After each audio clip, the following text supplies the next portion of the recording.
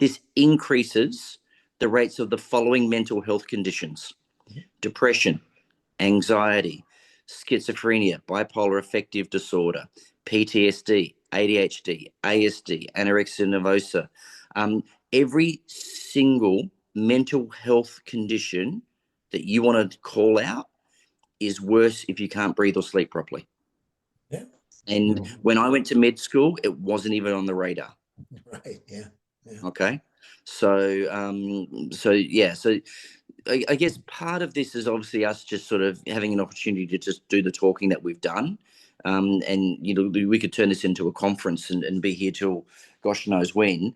But yeah. I guess what's useful for us is what you're gleaning from us. What are you seeing now, maybe in a different light, different perspective, and is this something that maybe does get mentioned to Tony? We not trying to we're not celebrity hunting, but we're mindful that Well, he has he has a baby daughter now, Yeah.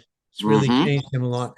And he had deviated septum most of his life and finally gave up and had surgery. Now I'm thinking, yeah, this stuff that's happening, and now where does deviated septum come in from? This? These structures are getting pretzeled out and twisted. Exactly. Well, exactly. his problem too is he had the acromegaly, which is also a risk factor for sleep apnea in its own right.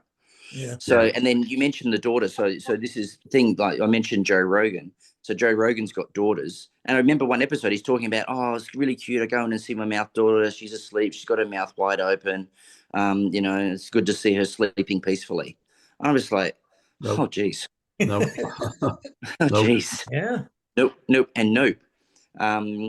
So this is, again, I think this is a space of public awareness and public health that's actually, call me biased, but I think it's pretty important that most doctors don't know the most chronic health condition of childhood.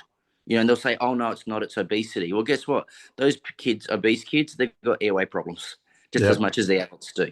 So it all blends together regardless of how you want to slice or dice it. Yeah. Yeah, I mean, you're preaching to the choir when you make those connections between breathing disorders and cognitive deficits, and a whole slew of issues and problems that are being misdiagnosed and not recognized. And heck yeah. So I love it, but you give me a lot of new ideas on the same kind of issue. I really appreciate it.